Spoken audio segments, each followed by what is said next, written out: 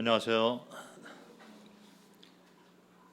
네, 오늘 말씀은 여호와 이레라는 주제로 말씀을 나눌까 합니다. 여호와 이레, 잘 아시는 그런 말씀이고, 창세기 22장에 나와 있는 하나님께서 아브라함을 시험하는, 그래서 사랑하는 독자 이삭을 드리는 그런 말씀인데, 요즘에 제가 자주 생각나는 그런 주제라고 말씀을 드릴 수가 있을 것 같습니다. 2026년도에 들어와서 특별히 이 여호와 이레라는 이 주제를 가지고 또 이 주제가 주고 있는 그 교훈과 영적 원리를 따라서 한 걸음씩 주님을 따라가기를 원한다, 이런 마음이 있습니다. 2026년도 이제 시작한 지가 얼마 안 된 그런 상태에서 올 한 해를 어떻게 지낼까 그렇게 기도하는 마음으로 말씀을 보다가 이 말씀이 자꾸 생각이 되어져서 제가 받은 말씀대로 그렇게 나누기를 원합니다. 아브라함이 이제 하나님의 말씀에 순종을 해서 사랑하는 독자 이삭을 드리게 돼서 실제로 번제단에 이렇게 올려놓고 죽이려고 할 때까지 하나님을 믿음으로 순종했던 모습을 볼 수 있습니다. 그런데 마지막 순간에 이제 하나님께서 멈춰라 이렇게 말씀하고 수장을 준비를 해서 대신 제물을 드리게 되는 그런 사건이죠. 그래서 아브라함이 그 땅을 여호와 이레다 이렇게 말을 했습니다. 먼저 생각을 해야 될 것이 뭐냐면 창세기 22장을 좀 보도록 하겠습니다. 22장 1절, 창세기 22장 1절을 보니까 하나님이 아브라함을 시험하시려고 이런 말이 나오는데, 여기에 나와 있는 이 시험하고 유혹하고는 다른 말이 됩니다. 야고보서 1장을 보면은요, 창세기 22장에 손을 넣으시고 야고보서 1장을 보도록 하겠습니다. 1장 12절부터 15절 말씀을 보면 한국 성경에는 시험이라는 똑같은 단어를 썼는데 이게 좀 다른 성격을 가지고 있습니다. 야고보서 1장 12절에 시험을 참는 자는 복이 있나니 이는 시련을 견디어낸 자가 주께서 자기를 사랑하는 자들에게 약속하신 생명의 면류관을 얻을 것이기 때문이라. 여기 나와 있는 시험이란 이 말은 영어로 하면 이제 테스트라고 아니면 트라이얼 이렇게 얘기를 해서 믿음을 시험하는 거죠.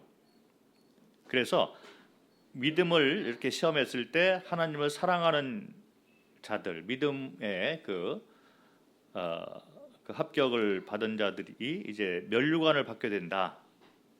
그래서 여기 나와 있는 시험이란 의미는 영적 성숙을 원하고 하나님을 얼마나 믿고 닮아가는가, 그래서 상급을 이렇게 허락하시는 그런 시험을 얘기를 하고 있는 것이죠.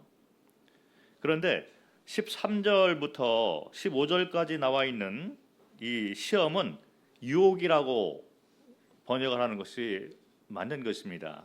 그런데 한국 성경에는 똑같이 시험이다 이렇게 얘기를 했는데 12절을 보면 시험을 참는 자는 복이 있나니 13절에 사람이 시험을 받을 때 내가 하나님께 시험을 받는다 하지 말지니 하나님은 악에게 시험을 받지도 아니하시고 친히 아무도 시험하지 아니하시느니라. 오직 각 사람이 시험을 받는 것은 자기 욕심에 끌려 미혹됨이니 욕심이 잉태한즉 죄를 낳고 죄가 장성한즉 사망을 낳느니라. 그래서 이거는 유혹이죠. 그 원인은 이제 자기의 욕심, 욕정에 따라서 이런 유혹을 받게 된다 이 말을 하고 있는 거예요. 그 한국말로는 이제 같은 시험이지만 12절은 이제 그 믿음에 관한 시험, 그래서 성숙과 상급을 이렇게 주시는 것을 말씀을 하시는데 13절부터 15절 말씀은 자기의 욕망에 따라 유혹을 당해서 흔들리게 되는 거죠. 그래서 이 욕망이 이제 죄를 낳고 또 죄가 장성한즉 사망을 낳는다. 이런 결과를 낳게 되는 것이기 때문에 시험과 유혹이 다른 것입니다. 참고로 고린도전서 10장 13절에 보면 우리가 감당할 만한 시험을 허락하신다. 그리고 감당할 만한 힘을 주신다. 이런 말씀이 있는데 고린도전서 10장 13절의 말은 시험과 유혹 모두에게 해당이 되는 그런 말씀이 됩니다. 그래서 우리가 하나님의 그 믿음의 그 테스트를 당할 때가 있는데 시련을 당할 때가 있는데 그때도 하나님이 감당할 만한 이런 힘을 주신다. 그리고 유혹을 받게 될 때도 유혹에서 벗어날 만한 힘을 주시는 거죠. 그러나 우리가 거기에 대해서 믿음으로 화답을 안 하고 이제 욕망에 이제 치우치게 되다 보면 넘어지게 된다. 그러나 하나님은 우리가 시험을 당하던 유혹을 당하던 감당할 만한 그런 능력을 반드시 허락하시는 분이다. 그것이 이제 고린도전서 10장 13절에 나와 있는 말씀이 됩니다. 자, 그것을 염두에 둘 때 창세기 22장 1절에 나와 있는 하나님이 아브라함을 시험하는 것은 믿음에 관한 시험을 하는 거죠. 유혹이 아니라 믿음에 관한 시험을 한다는 말씀을 하고 있는 것입니다. 그리고 창세기 22장 2절에 보면 이삭을 이제 드리라 이렇게 말을 하는데 번제로 드리라 이런 말을 하고 있어요. 이 레위기서를 보면 5가지 제물이 나옵니다. 그래서 첫 번째는 이제 소제, 그리고 번제, 화목제, 그 다음에 이제 속죄제, 속건제 이렇게 나오게 되는데 앞에 나와 있는 소제와 번제, 이 화목제는 이렇게 그 제물을 불로 태워서 향기를 통해서 하나님에게 드리는 제사법이 되는데 그것은 왕께 드리는 예물이 됩니다.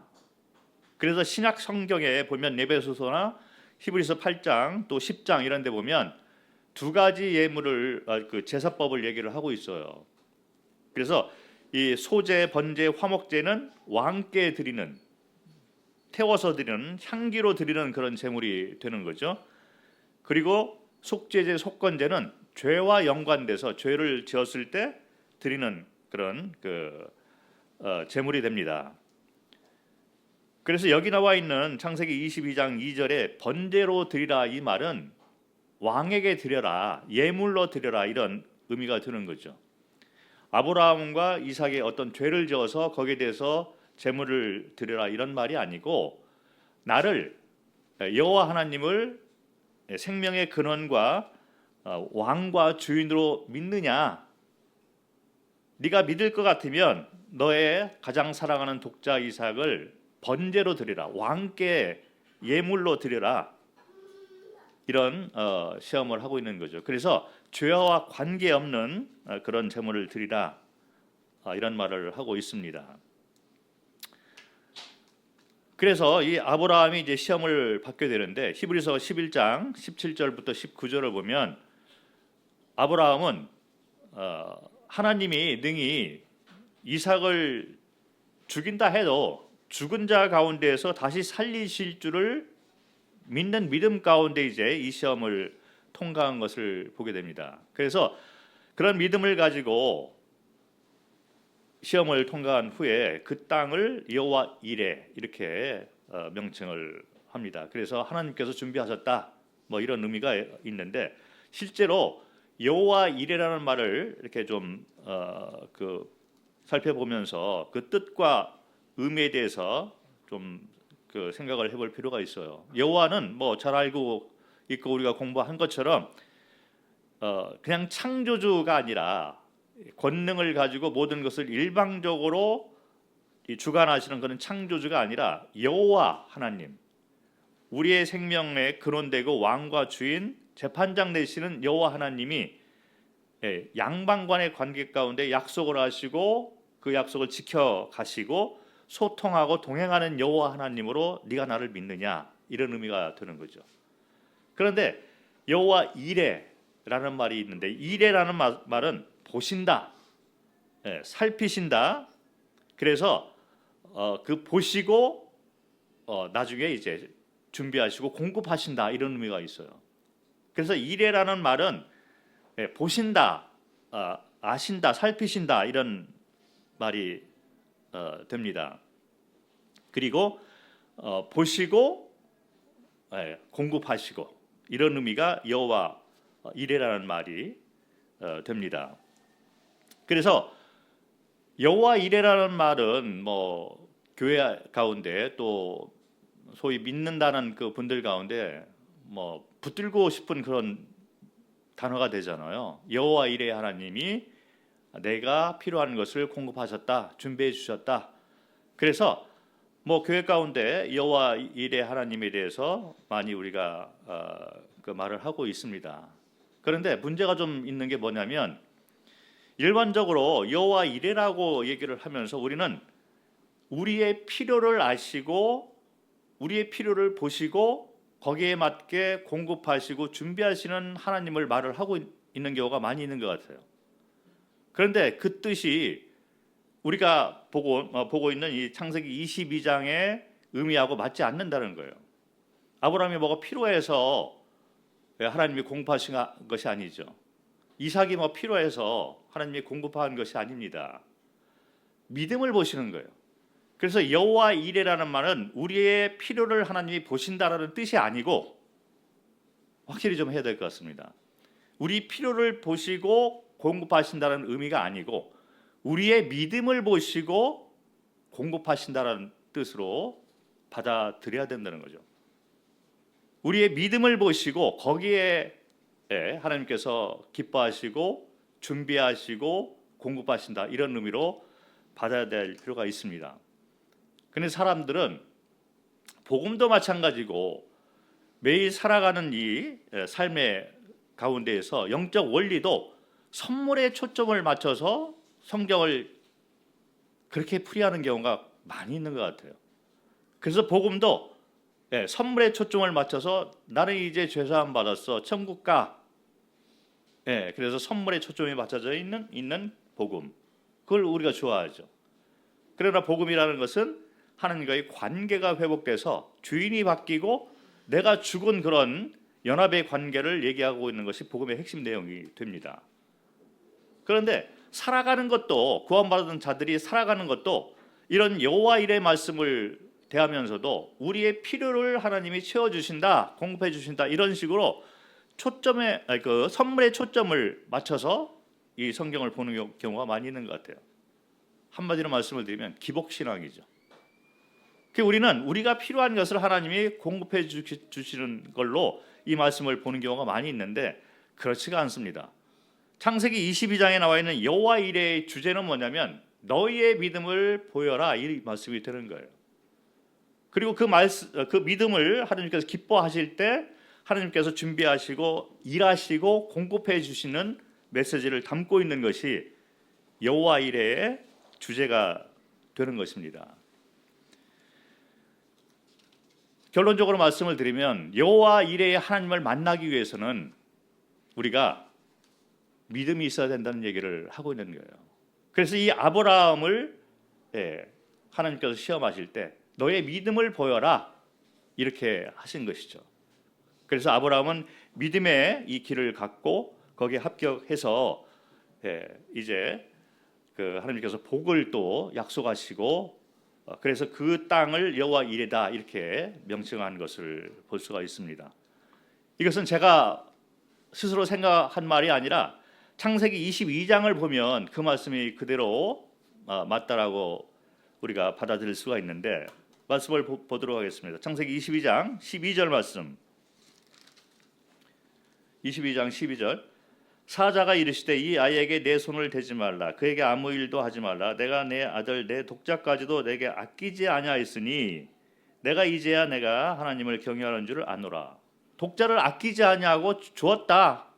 그 믿음을 보고 이제 내가 너의 믿음을 알게 되었다. 이런 말을 하고 있고 16절 이르시되 여호와께서 이르시기를 내가 나를 가르쳐 맹세하노니 내가 이같이 행하여 내 아들 내 독자도 아끼지 아니하였은즉 독자 이삭을 아끼지 아니하고 내게 주었으니 그 믿음을 봤다는 거죠. 그래서 여호와 이레라는 말은 그 믿음을 보았다라는 얘기지 너의 필요를 내가 봤다 이게 아니라는 거죠. 그리고 18절을 보면 또 내 씨로 말미암아 천하 만민이 복을 받으리니 이는 내가 나의 말을 준행하였음이라 하셨다라. 자, 이 말을 그대로 순종하고 준행했기 때문에 행위로 믿음을 보였기 때문에 내가 그 믿음을 보았다. 그래서 여호와 이레가 되는 거예요.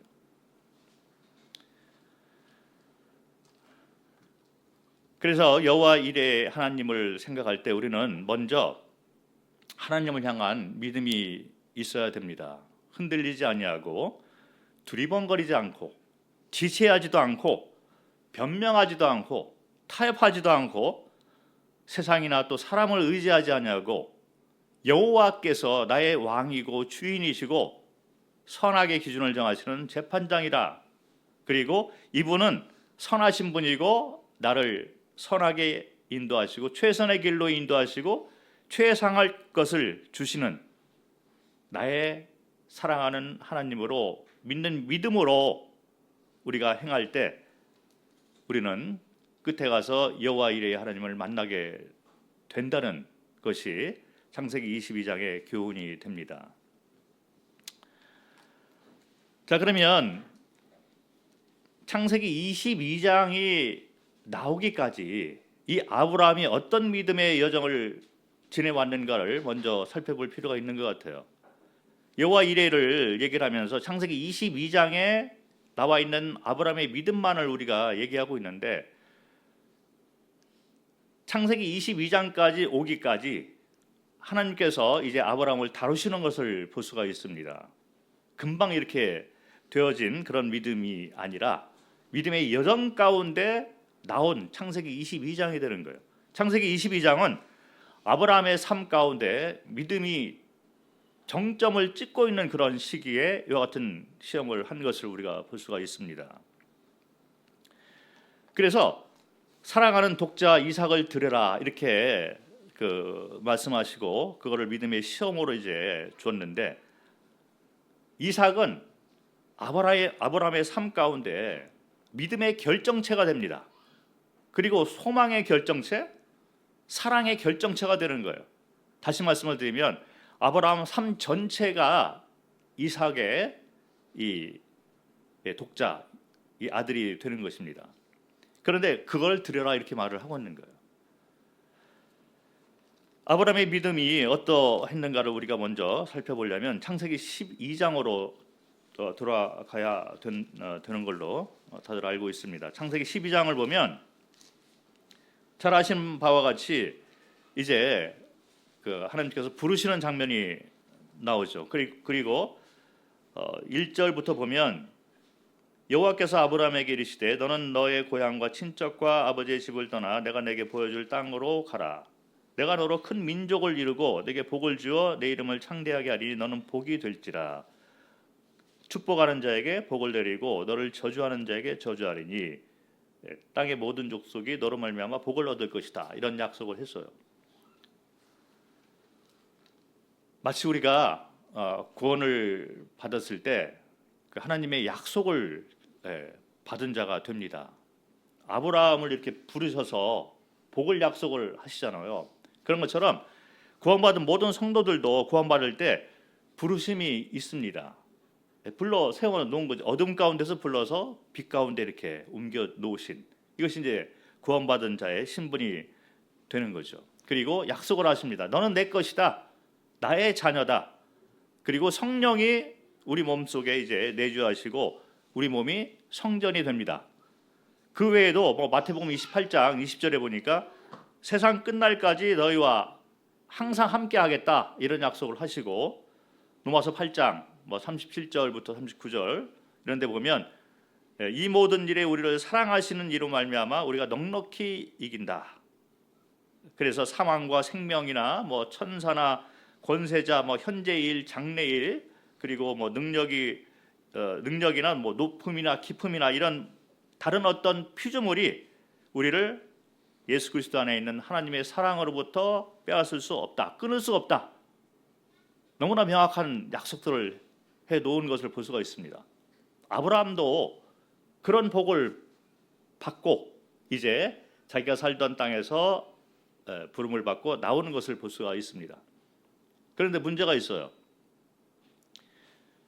내가 약속한 땅으로 가라 이렇게 했는데 이 땅이 어디부터 어디까지이고 이 땅을 언제 주고 누구를 통해 주고 너는 큰 민족을 이룰 것이다 라고 약속을 했는데 이 배우자가 누구일까요? 언제 줄까요? 아들이 누구일까요? 이런 말에 대해서 약속한 것이 없어요. 단지 하나님께서 이제 부르시고 땅을 줄 것이다 약속하시고 복을 줄 것이다, 큰 민족을 이룰 것이다, 이런 큰 그림의 약속은 했는데 구체적인 약속은 없는 것입니다. 우리도 마찬가지인 것 같아요. 구원받아서 하나님께서 우리를 인도하시고 항상 함께한다 약속하시고 나의 사랑이 너와 함께한다, 누구도 빼앗을 자가 없다, 하나님은 선하신 분이고 복을 주시는 분이고 은혜로운 분이고 그 가운데 너희가 살게 된다, 이것이 영원까지 이제 가게 된다, 이런 약속을 분명하게 해놓고 있지만 현실 삶은 녹록지 않은 것을 우리가 볼 수 있는 거예요. 아브라함도 현실을 살면서 그 삶이 녹록하지 않았던 것을 우리가 볼 수가 있습니다. 나그네 삶이었잖아요. 어떤 집을 근사하게 지어놓고 사는 것도 아니고 장막을 지어놓고 여기저기 옮겨 다니는 그런 삶을 살았습니다. 창세기 12장을 보면 약속을 하셔서 이제 순종해서 나왔는데 가나안 땅에 들어갔는데 거기 기근이 또 듭니다. 이게 뭐지? 그래서 애굽으로 또 내려가잖아요. 애굽으로 내려가서 험한 일을 또 당하게 되고 은혜 가운데 다시 돌아오게 되는데 하나님의 이 복에 대해서, 큰 민족을 이루는 것에 대해서 구체적으로 어디서부터 어디까지가 네가 차지할 땅이다, 언제 내가 이것을 이루어간다, 이것을 얘기를 하지 않은 상태에서 지내게 되는 것을 보게 됩니다. 심지어는 사랑하는 아내 사라가 죽을 때도 자기 땅이 없어서 땅을 샀잖아요. 돈을 주고 이제 사서 그거를 이제 시신을 이제 장사하게 되는 그런 모습을 또 보게 됩니다. 그런데 그런 시간을 이렇게 보내다가 창세기 15장에 들어와서 구체적으로 이제 하나님께서 약속하신 복이 이루어지는 것을 말씀하는 것을 볼 수가 있어요. 12장에 그런 약속을, 큰 그림을 약속을 했지만 15장에 가서 이제 땅에 대한 약속, 어떻게 내가 이거를 이루어 가신다는 약속을 좀 구체적으로 말씀하시는 것을 볼 수가 있습니다. 창세기 15장 13절부터 한번 보도록 하겠습니다. 13절, 여호와께서 아브라함에게 이르시되 너는 반드시 알라, 내 자손이 이방에서 객이 되어 그들을 섬기겠고 그들은 400년 동안 내 자손을 괴롭히니, 괴롭힌다는 거죠. 종이 된다는 얘기를 하는데 이게 과연 하나님께서 나에게 베풀어 놓으신 복일까? 너의 자손이 이방에서 객이 돼서 나그네처럼 사는데, 그리고 자기가 살고 있는 땅 사람들의 이 주인들을 이제 섬긴다, 종이 된다는 얘기를 하고 있잖아요. 그리고 400년 동안 그들이 너의 자손을 괴롭힐 것이다, 이런 말을 하고 있는 거예요. 처음부터 얘기를 했으면 아브라함이 혹시라도 흔들릴 수가 있었지 않을까? 이런 생각을 할 수가 있을 것 같습니다. 그런데 14절에 보니까 그런데 또 하나님이 은혜를 또 말씀하셨어요. 14절에 그들이 섬기는 나라를 내가 징벌하리니 그 후에 내 자손이 큰 재물을 이끌고 나오리라. 그리고 16절에 보니까 내 자손은 4대 만에 이 땅으로 돌아오리니 이는 아모리 족속의 죄악이 아직 가득 차지 아니함이니라 하시더라. 좀 설명을 하십니다. 그리고 400년 동안 종노릇을 하고 개구로 살다가 또 그들을 섬기다가 마침내 하나님께서 일하셔서 4대 만에 이제 거기서 나와가지고 이 땅을 차지하게 된다. 그리고 이유를 또 설명을 하셨어요. 그래서 아브라함이 이제 유언을 받고 감사할 것 같은데 15절에 보니까 너는 장수하다가 평안히 조상에게로 돌아가 장사될 것이요 이런 말을 하고 있어요. 무슨 얘기냐면 400년 동안 너희 자손이 이제 종이 되어서 그들을 섬기고 고난을 당하는데 때가 되면 이제 이끌어내서 이 땅으로 다시 돌아온다. 그래서 내 약속이 이루어진다. 그런데 너는 그 전에 죽어. 이런 얘기죠. 죽는다는 얘기를 하고 있는 거예요. 먼저 죽게 된다. 그래서 먼저 너희 시신이 묻히게 될 것이다. 이런 말을 하고 있다는 거죠. 그러면 하나님께서 약속하신 이 복이 아브라함 평생 동안 누리지 못하는 복이 되는 거예요. 자, 그럼에도 불구하고 아브라함은 믿음으로 순종하는 삶을 살았습니다. 흔들리지 않고 비록 연약하고 그리고 가끔 이제 두리번거릴 때가 있었지만 그러나 하나님의 약속을 믿고 그 믿음의 여정을 계속 걸었던 아브라함을 우리가 생각을 할 수가 있습니다. 죽을 때까지 장막을 짓고 살았던 그런 아브라함이었죠. 그리고 나그네 삶, 여기저기 옮겨 다니는 그런 삶을 살았던 것을 볼 수가 있습니다. 그것뿐만 아니라 창세기 12장 2절에 보니까 너는 큰 민족을 이룬다. 복의 근원이 된다. 민족을 이룬다. 이렇게 약속을 하셨는데 상속자가 누구다라는 말은 안 하고 있는 거예요. 그래서 그 당시만 해도 이제 아브라함이 자녀가 없습니다. 그래서 15장 1절을 보면 창세기 15장 1절과 2절을 보겠습니다. 아브라함이 그때까지만 해도 나의 상속자가 나의 종 엘리에셀이 될 것이다 이렇게 믿고 있었던 거예요. 자식이 없으니까. 그래서 2절 끝에 보면 나의 상속자는 이 다메섹 사람 엘리에셀이니이다. 눈에 보이는 것이 자녀가 없잖아요. 그러니까 이 종이 내가 가장 사랑하고 듬직하고 모든 제사를 담당하고 있는 이 종 엘리에셀이 나의 상속자가 될 것이다. 이렇게 생각한 거죠. 그런데 4절을 보니까 여호와의 말씀이 그에게 임하여 이르시되 그 사람이 내 상속자가 아니라 너의 몸에서 날 자가 너의 상속자가 되리라. 이렇게 말씀하시는 거예요. 조금 더 구체적으로 이제 약속이 어떻게 이루어질 것인가를 말씀을 하시게 됩니다. 처음에는 큰 약속만 했는데 복을 줄 것이다. 큰 민족을 이룰 것이다. 그 약속만 했는데 이게 보이지가 않는 거죠. 그래서 어느 정도 믿음의 여정을 가다가 엘리에셀이 아니라 너의 몸에서 난 자가 상속자가 된다. 이런 말씀을 했는데 또 구체적인 말씀이 없어요. 거기까지 이제 왔는데 또 구체적인 말씀이 없습니다. 그래서 16장에 들어와 가지고는 이 사라가 자기의 종 하갈을 이렇게 줍니다. 그 아브라함이 이 하갈의 그 후손을 통해서 상속자가 나을까 이런 생각을 했을 것이죠.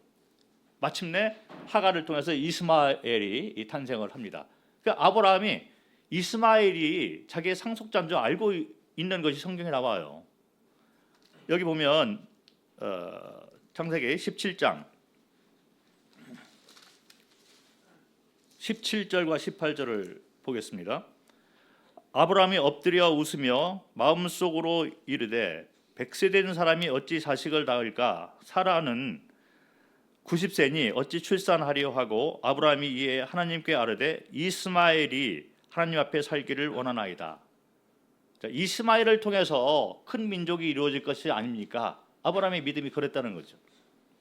왜냐하면 하나님께서 구체적인 설명이 없으시고, 누구를 통해서 상속자가 날 것이다, 상속자에 대한 말씀을 그때까지는 안 했다는 것입니다. 그런데 17장 19절을 보면 구체적으로 언급이 시작됩니다. 19절에 보니까 하나님이 이르시되 아니라 너의 아내 사라가 너에게 아들을 낳으리니 너는 그 이름을 이삭이라 하라. 내가 그와 내 언약을 세우리니 그의 후손에게 영원한 언약이 되리라. 비로소 17장 19절에 와서 이제 하갈을 통해서가 아니고, 그리고 이스마엘이 아니라 사라를 통해서 아들이 낳을 것인데 그 아들이 이삭이다, 그가 바로 상속자다, 이렇게 말을 하고 있는 거예요. 12장에서는 큰 그림만 말씀하셨는데 설명이 없어요. 복에 대한 약속을 했는데 구체적인 이런 모습들이 안 잡히게 되는 그런 삶을 계속 살다가 조금씩 이제 땅에 대한 말씀도 하시고, 그리고 이제 그 상속자에 대한 말씀도 하시는 것을 볼 수가 있습니다. 처음부터 이 내 후손들이 이제 종으로 400년을 살다가 4대째 와가지고 이 땅을 차지할 것이다. 그런데 너는 그 전에 죽을 것이다, 이런 말을 했다면 진작 좀 말씀하시지. 그래서 아브라함이 혹시 흔들릴 수 있는 그런 모습을 보였을지도 모릅니다. 그리고 상속자에 대해서도 처음부터 그냥 말씀하셨다면 조금 더 사라에 대한 사랑을 더 확실히 보이고, 애굽에서나 또 다른 곳에도 사라에 대해서 좀 더 확실하게 하갈을 취하지 않고 사라를 내가 상속자의 어미로서 이렇게 존대를 했을 텐데, 이런 아쉬움이 있을지도 모르죠. 그러나 하나님의 방법이 그런 것 같아요. 믿음을 이렇게 더욱더 성숙하게 해나가시는 믿음의 여정을 거친 다음에 믿음의 열매들이 나오는 것을 우리가 보게 됩니다. 그래서 창세기 17장 19절에 와서 이제 사라를 통해서 이삭이 날 것을 약속을 하셨는데 1년 후에 이삭이 날 것이다, 이런 말을 했습니다. 그런데 1년을 기다리는 동안에 창세기 17장 18장에 어떤 장면들이 나오냐면 소돔과 고모라가 멸망을 당하는 장면이 나옵니다. 세상이 소문이 안 좋은 흉흉한 소문들이 자꾸 일어나고 있는 거예요. 그래서 롯의 이 가족이 어려움을 당하고 멸망을 당하고 몇 명만 살아남는 아주 불길한 소식들이 자꾸 일어나는 것을 볼 수가 있습니다. 마치 우리가 이 땅을 살아갈 때 세상이 녹록치가 않은 것을 우리가 보게 돼요. 우리가 구원받을 때 큰 그림을, 이 복에 대한 약속을 우리에게 약속을 하셨습니다. 그리고 내가 항상 너희와 함께한다, 세상 끝날까지 너희와 함께하고 성령으로 너희 몸에 들어가서 내주하고 성령으로 인도하고, 지금은 그리스도께서 중보자가 되셔서 우리를 위해서 기도하시고 걸음걸음마다 내가 너를 지켜준다, 나는 선한 여호와 하나님이다. 그리고 이분을 우리가 주인으로 모시고 이렇게 살아가고 있고, 말씀을 통해서 위안을 받고 영적 원리를 붙잡고 살아가고 있는 거예요. 그런데 살아가는 현실의 삶을 보면 우리는 나그네 삶을 살고 있는 것 같아요. 그리고 흉흉한 그런 세상 돌아가는 소식들이 우리를 흔들어 놓고 믿음을 흔들어 놓는 것을 볼 수가 있습니다. 그래서 미래를 걱정하고 직장에 대해서 걱정하고 결혼에 대해서 배우자가 잘 안 나타나게 되니까 결혼에 대해서 흔들리고, 앞날에 대한 또 자녀 문제, 염려가 많이 있습니다. 설명을 잘 안 해주시잖아요. 그러나 하나님께서 우리에게 원하시는 것은 믿음의 여정을 원하시는 거예요. 좌르나 우르나 치우치지 말고 앞을 보고 그냥 큰 복을 약속하신 선하신 여호와 하나님을 믿고 믿음의 여정을 말씀에 순종해서 준행하는 삶을 살아라. 이것이 바로 하나님께서 우리에게 원하시는 믿음의 요구가 되는 것입니다. 그래서 이제 창세기 20장에 들어오게 되는데 20장에서 아마 아브라함이 살던 그 지방에 이제 문제가 또 생겼는지 모르겠습니다. 그래서 그랄로 이제 또 이주하게 되는데 거기에서 그랄 왕 아비멜렉의 그 요구가 또 있는 거죠. 그래서 사라를 아비멜렉에 이제 취하게 됩니다. 그런데 하나님께서 사라를 보호하시는 장면이 있어요. 하나님께서 이제 사라를 통해서 이삭이 태어날 것이다 이런 약속을 하시는데 1년 뒤에 그런 일이 일어날 것이다. 그런데 그 1년이 되기 전에 1년 사이에 그랄에서 이제 아비멜렉이 사라를 데려가는 거예요. 그 목숨이 이제 그 뭐 달려 있는 문제이기 때문에 아브라함이 이제 대항을 못하고 사라를 이렇게 주게 되는 거죠. 그런데 하나님께서 역사하셔가지고 다시 이제 아비멜렉이 사라를 돌려주는 것을 볼 수가 있습니다. 그리고 난 후에 창세기 21장을 한번 보도록 하겠습니다. 21장 1절을 보면 21장 1절 여호와께서 말씀하신 대로 사라를 돌보셨고 놀라운 말이 나오잖아요. 말씀하신 대로 죽음에서 이제 사라를 돌보시는 거예요. 그래서 여호와께서 말씀하신 대로 사라를 돌보셨고 여호와께서 말씀하신 대로 사라에게 행하셨으므로 2절에 사라가 임신하고 하나님이 말씀하신 시기가 되어 노년의 아브라함에게 아들을 낳으니 이렇게 해서 이삭이 태어난 거예요.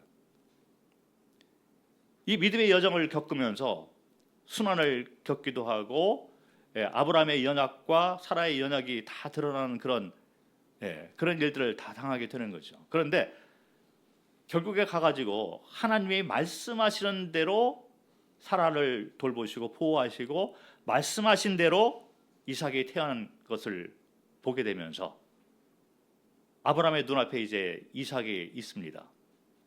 그래서 이 이삭은 아브라함의 믿음의 결정체가 되는 거예요. 아브라함 삶의 전부. 그리고 이삭을 통해서 이제 약속하신 소망이 이루어진 거기 때문에 소망의 결정체가 되고 가장 사랑하는 독자 이삭이 되기 때문에 사랑의 결정체가 되는 것입니다. 아브라함 삶의 전부가 되는 거죠. 자, 그런데 22장에 이 이삭을 나에게 번제로 드리라 이런 말을 하고 있는 거예요. 너의 삶의 모든 것을 나에게 드려라. 그런데 여기서도 똑같은 영적 원리가 적용이 됩니다. 왜 이삭을 드려야 되는지 설명이 없어요. 단지 번제로 드려라. 언제 드립니까? 질문이 있을 법도 한데 아브라함은 질문을 하지 않았습니다. 설명이 없고 더 놀라운 것은 하나님의 설명이 없는데 더 놀라운 것은 아브라함의 질문도 없어요. 언제 드릴까요?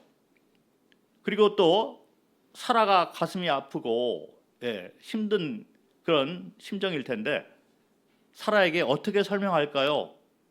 질문을 할 만도 한데 그런 질문도 없습니다. 하나님도 설명도 없고 아브라함도 질문도 없고 내부 갈등이 있을 거 아니에요? 이 종들이 또 어떻게 생각을 할까요? 내가 존경했던 아브라함이 아들을 불로 태워서 하나님께 드려?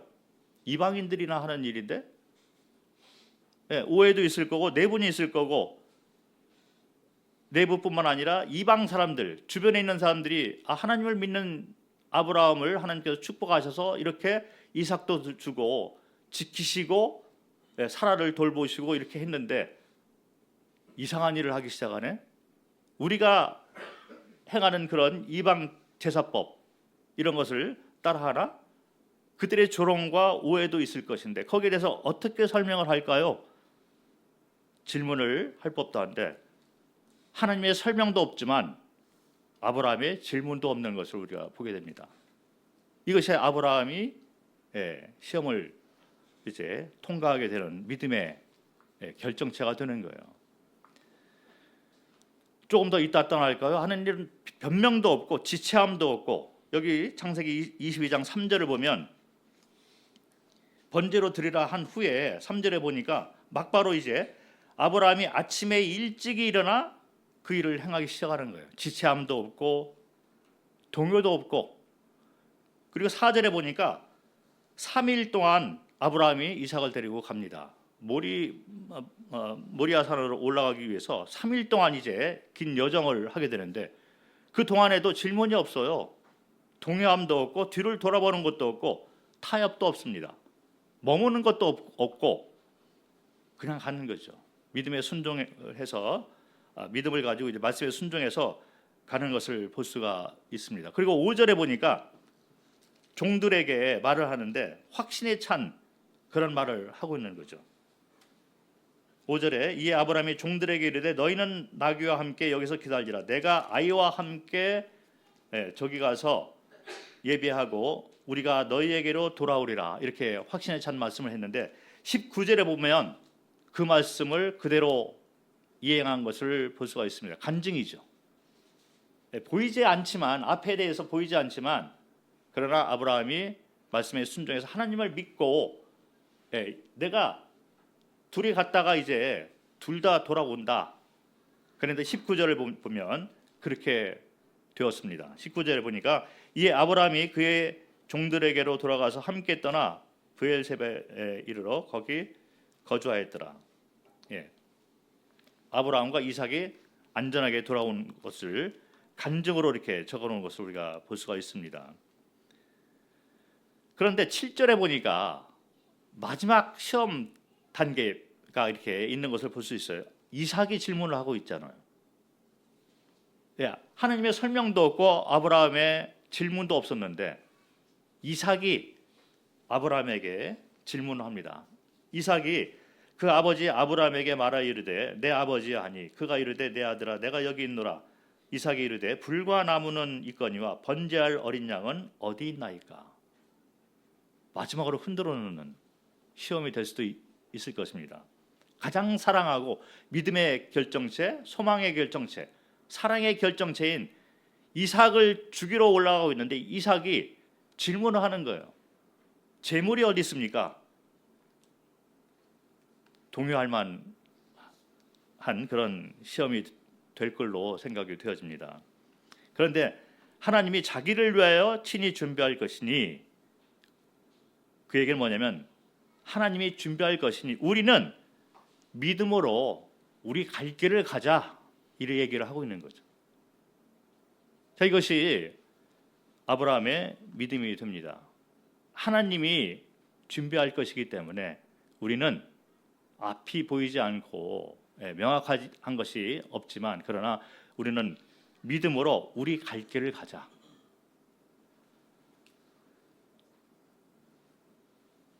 그래서 결국 이제 이삭을 제단 위에 묶어서 올려놓고 잡으려고 할 때 하나님께서 급하게 멈추라 말씀을 하십니다. 그 얘기는 뭐냐면 믿음을 보였으니 이제부터는 내가 일을 하겠다 이 말이 되는 거예요. 크리스찬들이 하나님이 일하시기를 바라는 마음이 다들 있습니다. 하나님 저의 결혼 문제에 대해서 저의 직장 문제에 대해서 저의 앞날에 대해서 자녀 문제에 대해서 하나님께서 역사하시기를 원합니다. 교회 일이나 가정 일이나 사회 일이나 하나님이 일하시기를 원하죠. 그런데 언제 하나님이 일을 하시냐면 우리의 믿음을 보시고 일하시는 걸 볼 수가 있어요. 물론 하나님이 우리의 연약함을 아시고 먼저 일하시는 경우도 많이 있습니다. 그래서 우리 필요를 보시고 준비하시고 공부하시는 그렇게 일을 하시는 것도 있습니다. 그래서 그렇게 우리가 위안을 받고 하나님을 더욱더 배워가고 이렇게 하시는 거죠. 그러나 믿음의 선진들의 삶을 보면 하나님께 쓰임받았던 믿음의 선진들 공통적으로 그들이 가지고 있던 믿음의 여정은 뭐냐면 믿음을 보였을 때 하나님께서 거기까지 멈춰라 하고 그 다음부터 하나님께서 일하시는 것을 볼 수가 있는 거죠. 아브라함의 경우도 그런 경우가 된 것입니다. 그래서 여호와 이레의 하나님을 만나기까지는 이런 믿음의 여정을 지켜왔던 모습을 보였기 때문에 하나님께서 너의 믿음을 보시고 내가 이제 일한다, 이제 복을 준다, 내가 너의 믿음을 흡족하게 받으시다, 이런 말을 하고 있는 거예요. 그래서 이제 하나님께서 이제 그 수장을, 양을 이제 준비해서 양이 이제 대신 제물로 이렇게 드려진 것을 볼 수가 있습니다. 그런데 모리아 산 꼭대기까지 올라가서 양을 보게 된 거예요. 이 아브라함은 번제로 드리라 이 명령을, 이 하나님 말씀을 받고 난 후로 급히 떠나서 3일 동안 여정을 걸어왔습니다. 그리고 모리아산을 올라가는 동안에도 한 번도 두리번거리는 일을 하지 않았던 거예요. 그런데 하나님께서 일하시고 이제 멈춰라, 이제 내가 일한다라고 말씀하실 때 앞을 보니 양이 보이게 된 것입니다. 자, 우리는 하나님의 약속을 가지고 있는 그런 자들임에도 불구하고 처음부터 매일같이 혹시 매일같이 두리번거리는 삶을 살고 있지 않나? 저 같은 경우도 자주 이것이 떠오르는 것 같아요. 요즘 구원받은 영혼들이 없는데 혹시 이 사람을 통해서 저 사람을 통해서 혹시 저분이 우리 동역자로 함께 하지 않을까? 두리번거리는 경우가 많이 있습니다. 결혼 문제를 생각할 때 혹시 저 형제님, 혹시 저 자매님, 두리번거리는 경우가 너무 많이 있는 것 같아요. 하나님이 이걸 통해서 나에게 공급하실까? 저걸 통해서 공급하실까? 하나님이 언제 역사하실까?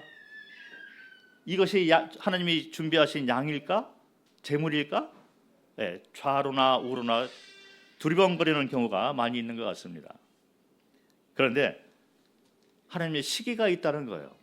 이 아브라함이 두리번거리지 않고 앞을 향해서 올라갔을 때 여호와 이레의 하나님을 만나게 된 거죠.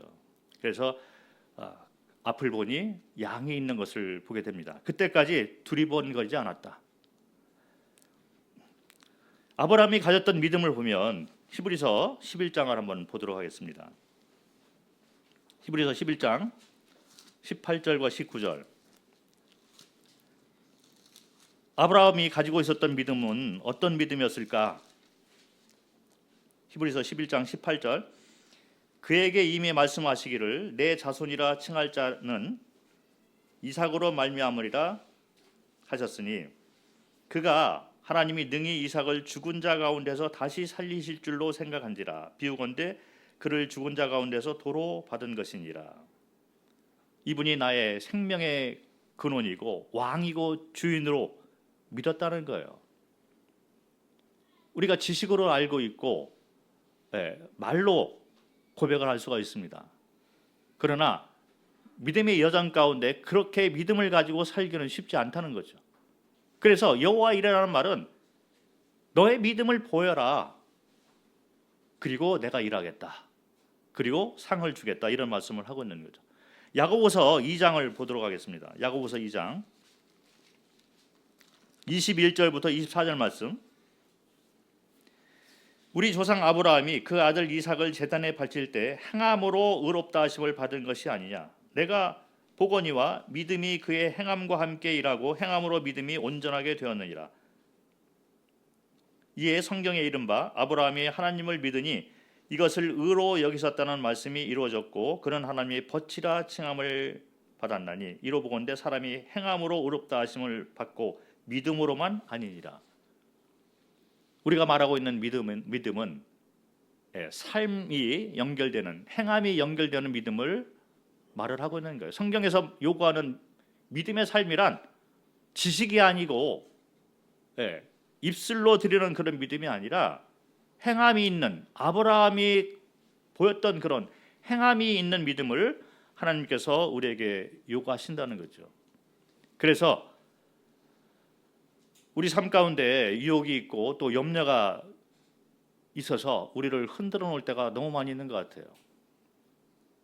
미래에 대한 걱정과 우리가 당하고 있는 이 많은 문제들을 우리가 어떻게 대하고 어떻게 헤쳐나갈 것인가.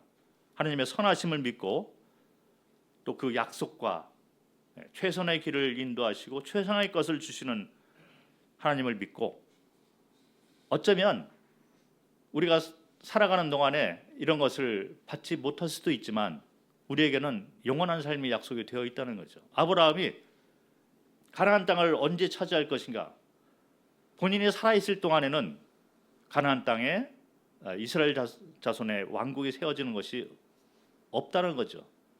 그러나 하나님의 약속은 시간이 지나가서 하나님 때가 되었을 때 반드시 이루어지는 것을 우리가 믿는 믿음 가운데 살아야 될 것입니다. 그래서 그때까지 우리는 믿음의 여정을 향해서 마치 아브라함이 모리아 산을 올라가는 것처럼 앞을 향해서 두리번거리지 않고 변명하지 않고 의심하지 않고 지체하지 않고 타협하지 않고 앞을 향해서 당당히 걸어가는 2026년이 되었으면 좋겠습니다. 그래서 2026년이 끝나는 그 즈음에 여호와 이레 하나님을 만나게 되는 그림의 믿음의 열매가 있기를 바라는 마음이 있습니다. 감사합니다.